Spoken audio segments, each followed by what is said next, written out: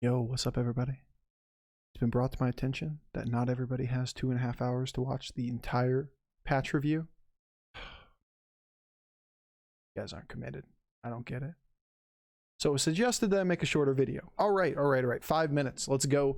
Make a 5-minute video on the patch notes, and then you can digest within a short block of time what exactly I was trying to say. All right. So 20.2 patch notes. Introducing Quillbores. Hell yeah. New minion type, 3 new heroes, 17 new minions, and blood shards or blood gems being added to the game. In other words, edgy bananas. First new hero, Death Speaker Blackthorn. Blackthorn's hero power gives you 2 blood gems every time you tavern up. Hero, very strong. Going to be an incredibly strong hero. Why? Because you can power level with this hero and catch up very quickly.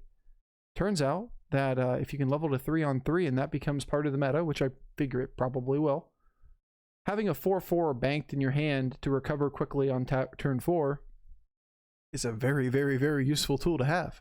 Yes, sure, you don't have another hero power outside of that, but being able to recover quickly on 3 is basically a hero power. Not only to mention that blood gems synergize well with Quillbores. Quillbores look to be very strong. This hero is going to be very good. Vol'jin, 0 cost. Hero power, spirit swap. Choose 2 minions, swap their stats. All right, let's stop for a second. You can swap stats with 2 minions, any 2 minions on the board, including minions in the tavern. You can swap 2 minions in the tavern if you were so inclined. You can swap 2 of your minions. You can swap a Spore with a Battle Master. You can do all kinds of stuff. You can make a giant minion with a Wrathweaver in the early game and swap all its stats onto a Cleave. Most importantly, you can take a lot of token minions early game, like Alley Cat, and turn them into full-size minions. You dreaming of that Tabby Cat with a 2/4 stat line on turn 1? I know I am. All right, this here is going to be pretty good. Like low tier 2 to high or mid tier 2. Pretty good. Zarella, 2 cost, choose a minion in a tavern, add it to your hand. In other words, buy a minion for 2 cost. Set its stats to 2. We assume that means 2/2. It's basically a hero that allows you to buy extra minions on the odd, awkward turns, like say the 5 gold turn. On top of that, it's really good at buying cyclable units late game with, say, Bran or whatever the case may be. Seems like a decent hero power. Doesn't seem like it makes enough of a difference in the early game, nor that impactful late game to really bring it up there to be on par with the other good heroes. So I would rate it somewhere in the tier 3 level. So basically, you're not going to want to play it that much. All right, Rat King updated. It works with Quillbores now. No way. All right. 17 minions. Number 1, Geofin or Razorfin, Geomancer. Battlecry, gain a blood gem, 3/1 body. Seems fine. Blood gems are really good. You're basically by buying either this guy or the Sunbacon Relaxer next, you're going to be trading health early for tempo later. But do you really care about losing the early rounds? If you're playing a hero that doesn't just dominate the early rounds, you lose half the time to Alakir and Lich King anyway. Getting a permanent buff you can put on a tier 2 or tier 3 minion is a very, very strong recovery tool. Hell of a lot better than buying a bad minion that loses the round anyway and you have to sell back later. Is it on par with tokens? We'll find out. But it's definitely better than, say, buying a 2/3 Murloc or whatever, then selling it back on turn 3 to buy 2 2-stars. Then you still have a blood gem. You can put that on a 2-star. You don't have to necessarily use the blood gem to turn your Battlecry. Sunbacon Relaxer is now this on steroids. It is a better version of the first one because, well, shit. It doesn't win the early rounds, but that's not the important part. You get 2 blood gems. Turns out when you can sacrifice like 5 hit points early game to take a 2/2 buff to put on something, that's really good. It's like everybody's Kael'thas. That's nuts. This card is actually the most busted thing we've seen in Battlegrounds yet. I say yes, yet, because about 3 pages down, there's going to be something more busted. Roadbore, tier 2 Quillbore. Frenzy, gain a blood gem. In other words, if this thing survives the hit in combat, generate just one blood gem in that combat. So, I don't know. That seems pretty good if, say, I don't know, you put a blood gem on it from the 1-stars. Imagine having a 4/6 unit that generates a 1/1 buff every turn where you can use it wherever you want. Every turn from turn 3 on. Yeah, Roadbore's kind of nuts. Tough Tusk. After a blood gem is played on this, gain Divine Shield for the next combat. The gold version of Tough Tusk permanently gains Divine Shield. Yeah, this card's going to be house, and it's going to be smacking people in the mid game. Is it amazing to invest blood gems to take Divine Shields early? No, all you're doing is saving yourself health. You're not gaining like long-term value. You're not gaining economy. You're not gaining scaling. But there are ways to remove blood gems that are upcoming. Taking tempo or putting blood gems on the tough Tusk for tempo early to save health and then removing them later seems like a very interesting idea. Prophet of the Boar, tier 2 minion, 3/3, once per turn. When you play a Quill Boar, gain a blood gem. Another way of pseudo-passively scaling with Quill Boars. Seems fine. I wouldn't be overly excited to buy this. Having the requirement to always be playing Quill Boars to get a small value of a 1/1 buff, it doesn't seem that amazing. It's like a bad version of the elemental, party elemental. All right.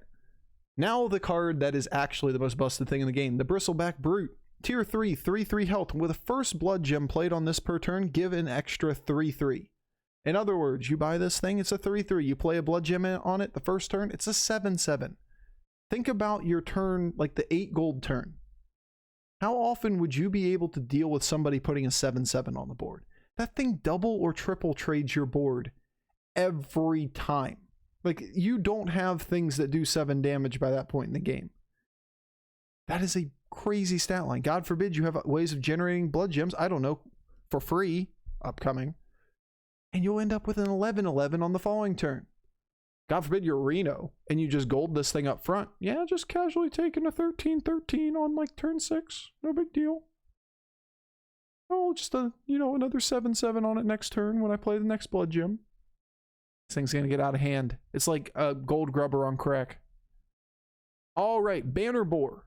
Tier 3, Quill Boar, 2 health attack, 5 health. At the end of your turn, play a blood gem on adjacent Quill Boar. We assume that means adjacent Quill Boar, as in on both sides. That is a Quill Boar. There's a 2/5 that gains a 2/2 buff passively to Quill Boars beside it. Assuming you have at least one Quill Boar, this is incredibly strong. God forbid you passively scaling this 4/4 a turn. Or I don't know, giving this thing Divine Shield. Or I don't know, giving this thing stats so it gets even more blood gems. Guys, we don't usually have scaling on tier 2 and tier 3. Now we do. That's crazy. Thorncaller. Battlecry Death Rattle, gain a blood gem. 4/3. Seems good. Seems like a little bit worse version of Blood Boar or Banner Boar. Still very useful. Another way to generate blood gems. Necrolite. Tier 3 unit. 3/3. Target a unit, steal the blood gems from its neighbors. In other words, a way to remove blood gems from stuff that you use in the mid-game and put them on something in the mid-game. Whether that be a cleave, maybe a thing that wants a bunch of blood gems on it, maybe a divine shield, whatever it may be. When you use blood gems, they aren't permanent buffs on those units. You can remove them via the use of the Necrolite. That is really, really, really strong. And I'm not sure really that necessary for the game. This flexibility makes playing for tempo early less costly because you can always just move the blood gems later. Dynamic Duo. 5 attack, 6 health, taunt. After a blood gem is played on another Quill Boar, gain 1/1. In other words, play blood gems on things that are already incentivized to get blood gems on them, like these guys. Have this thing on the board, it doubles the effect. You get an extra 1/1s on this guy. Wow. Good stat line up front. Even more scaling on the board. We're talking about low tier units, tier 3, tier 4 here, that are taking massive amounts of scaling in the mid game. Think of it like Gold Grubber. The more stuff you do around it, the more things you gold or the more blood gems you're playing, the more it's scaling. It's just another scaling engine. Bonker. Wind Fury, 4/7, nice stat line. After this minion attacks, gain a blood gem. All right. Another way to generate blood gems. The fact that it is Wind Fury means that as long as you use this thing relatively early in the game, there are very few units that have 7 attack, especially not taunts. So this thing will probably hit twice, meaning it'll generate 2 blood gems the first turn you play it. That's a 2/2 buff. That's like buying a 6/9 unit. Nice. On, like, say, turn 7. That's really strong. Ground Shaker. 2 attack, 6 health. After a blood gem is played on this, give your minions +2 attack for the next combat only. Seems like an interesting way to scale, especially if you can move a bunch of blood gems from place to place on it. So you could like give a bunch of divine shields temporary buffs, but it doesn't seem overall to be that good of a stat line. It's on Tavern 4, highly situational and a temporary buff. I don't find this that impressive. Bristleback Knight, tier 5, Quill Boar, 4 attack, 8 health. Wind Fury, Divine Shield, Frenzy, gain Divine Shield. A lot of keywords. In other words, think of it like the old Murloc. The old Murloc, we won't even say its name. Gaining its Divine Shields back every time a neighbor lost its Divine Shields. The Holy Mac. We will say its name.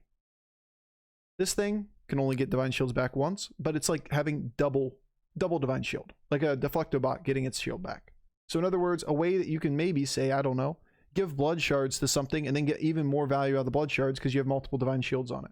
Seems pretty good. Mega Wind Fury on the big one. Gonna be a real pain in the ass to Gold Room builds. Agam's Thorn Curse.